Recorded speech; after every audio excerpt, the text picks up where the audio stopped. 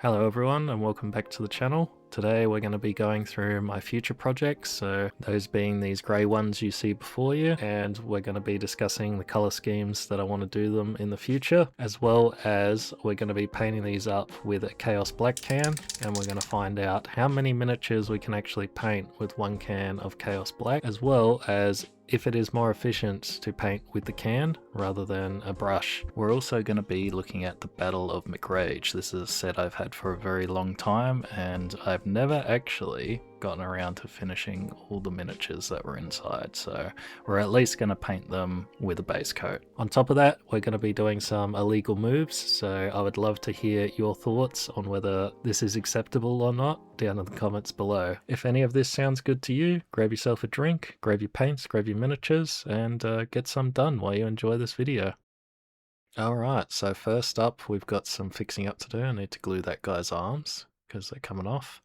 I glued this guy on his base already, but he's got a brother here. And these guys are actually supposed to go on the back of the Gene Stealer Goliath, but I'm going to glue them on bases and just use them as models. So I don't know if you're allowed to do that. Does anybody know if you're allowed to take them off and just make them regular models? I don't know if you're allowed. Nobody's stopping me, but I am going to do it anyway. And we also have these fantasy Warhammer models. These are like those spirit ones, and they don't have a back, so you either make one or the other, and because I've made both, we have two left over. So I'm just gonna make them up without their backs and paint them up. I'm sure you're not allowed to do that. I'm sure you wouldn't be able to use this in a proper game, but I'm gonna do it anyway.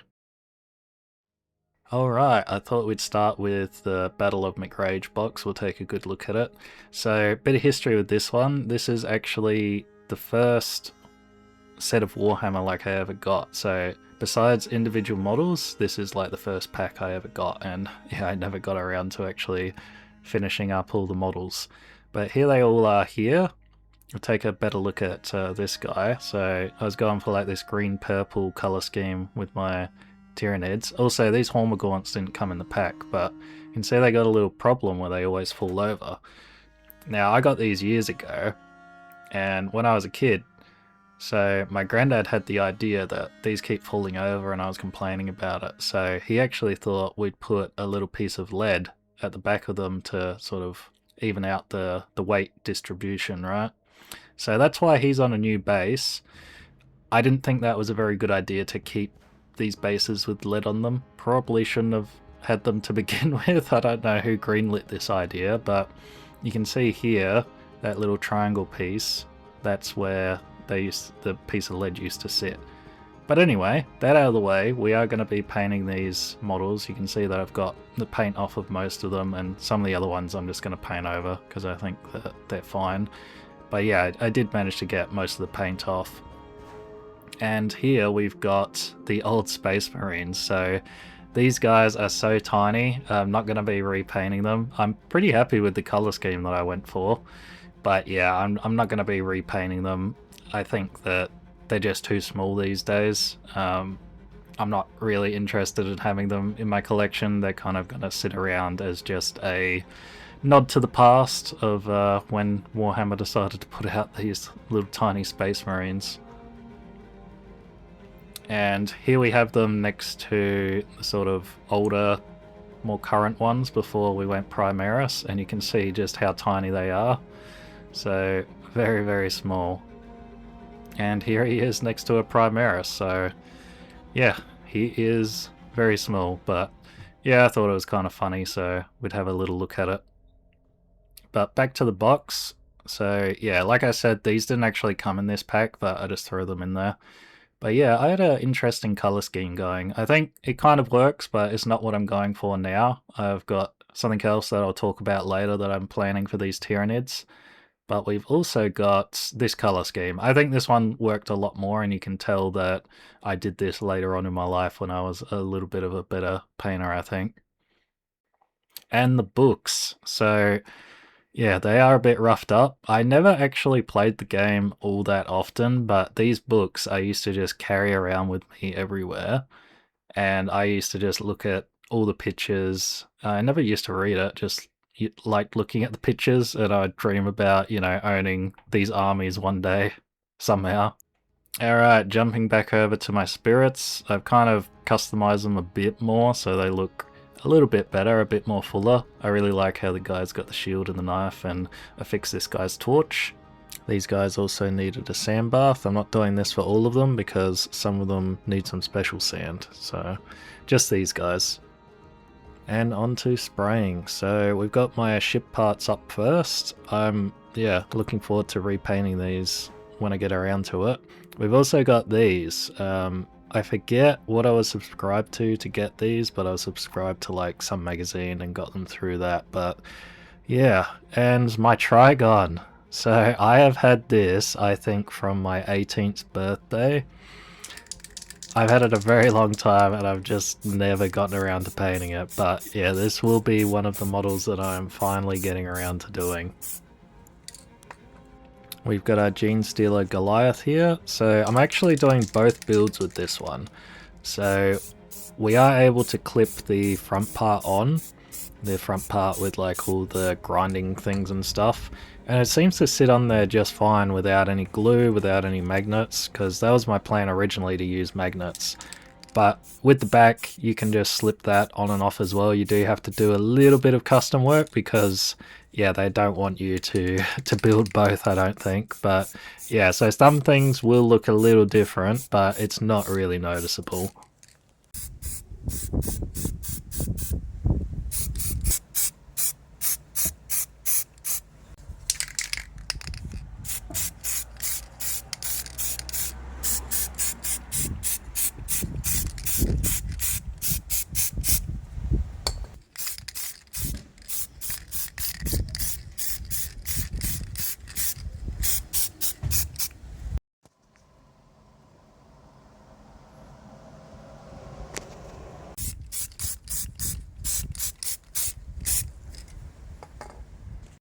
So after 2 hours, this is what we managed to get done. We got all the scenery pieces done, the ship parts and the graveyard.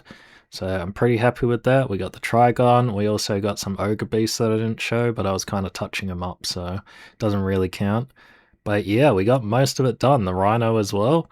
And then we've just got a little handful here that we didn't get done. This is where I ran out of paint, so these guys are only half done, but we'll be painting them up pretty soon. And then we've just got this handful of Termagants and Hormagaunts, as well as some Gene Stealers and other bits and pieces left. But yeah, using the spray can, it took about 2 hours. So we are going to go on to painting by hand. So let me know maybe down in the comments, or you can just keep it in your mind, how long you think it'll take just to do this few that I've got left over by hand.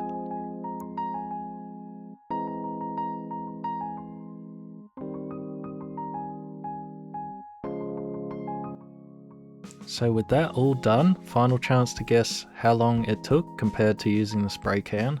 Now with the spray can, we managed to get done 4 big models, 18 medium ones, 17 terrain pieces, and 50 miniatures. So that's quite good with the can, and that also took 2 hours, which I think is really, really good.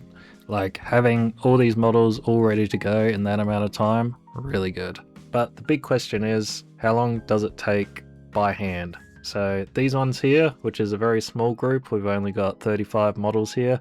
This actually took me a little bit over 2 hours, which I don't know if my painting is slow, but that's how long it took. So in my opinion, I will certainly be doing the can again. You just get so many more models painted in the same amount of time apparently it takes to paint 35 models. You also get a much smoother coat, which I really prefer over the hand painted ones. The only obvious downside to using the can is the cost. It's obviously going to cost 3 times more than the actual paint, so if you're on a budget, I can totally understand. And at the end of the day, it is just a base coat, so it doesn't matter too much. Alright, well, with all that out of the way, let's talk about what I'm actually going to paint these models up as. So we're going to start from the least interesting to a little more interesting. First up, my graveyard type wolves. I forget what their actual name is, but I got these with the Mortal Realms subscription. So what I'm going to do with these, just take it real slow, paint them up just as best as I can, just yeah, taking it really slow and just making it look really, really good. That's what I want to do with these. This probably won't be a video that I make. I'll probably just paint these in my own time, I think, unless you guys are interested in that. But basically, I'm just going to be painting them as you would imagine a graveyard to look like. For my ogres, for their beasts that still need to be painted up, for the Stonehorn, I really want to do something like really dark, really black. And my idea is I can just imagine this big thing, all black, coming out of like a blizzard towards you. So that's what I want to do for him. And as for the Thunder Tusk, I'm thinking I might copy the snow monkeys in Japan. So they have like this sort of brown white fur with like a pink face. I think that might work for him. Still not 100%.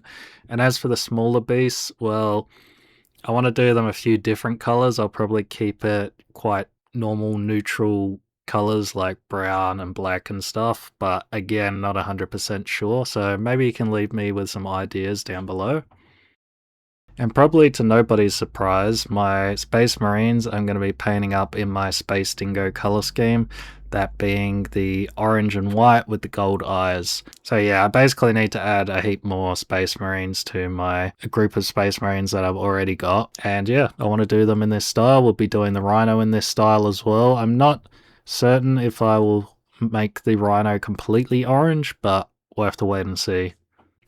For the chain rasps, I'm going to be doing them in my crimson color. This was one of the first color schemes and sort of painting tutorials that I did on my YouTube channel, the crimson chain rasps. So I'm going to be doing them up in that color. I had a lot of fun back in the day painting that color scheme, and yeah, it's going to be really nice going back to it.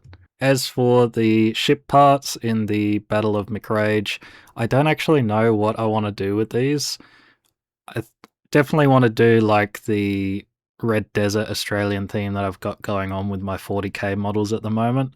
However, I don't know what I want to do for the ship. I don't think I want the ship to be a part of the Space Dingoes, but it could work. But if not, I think I'll probably go for something like generic, something like white maybe, and I'll do up the ship like really old, as if the crash has been ages and ages ago and the Space Marines now are just using it as cover. And on to the Tyranids. So this is an idea I've had for the Tyranids for a very long time, since I started this Australian theme that I've got going. I want to paint them up in this color scheme here. So this is a Australian blue bottle ant. Not actually an ant, it is a wingless wasp. Ever since I found out about these and saw one like in person, I've thought that their color scheme is actually really cool, and it's something that you don't really see a lot in nature, and I think that it'll easily transfer over to the Tyranids. It kind of looks like a color scheme that the Tyranids already have. If we look through these old books, they have the red and the blue. I'm going to try my hardest to try and get that chrome look that this bug has, and I'm probably going to try and brighten up the legs to look more orange than red. But on to the last of the models, so the Gene Stealers. I definitely am doing them in my Australian Red Desert theme, but I don't actually know what to do with them. So maybe you guys want to leave me some comments down below on what you would like to see. I've obviously got the two vehicles. I've got a quad bike as well as the bikers. I think that a Mad Max theme for these guys might be in store. Don't know, but yeah, maybe you guys can give me a few ideas down below. Anyway guys, that has been the video for today. Thank you for joining me. Hope you enjoyed this insightful look at how much paint we can get out of a can, as well as my upcoming color schemes that I want to paint. So if any of that sounds good to you, if you've enjoyed this video, please leave me a like, be much appreciated. I'm Riverraven, I'll see you on the next one.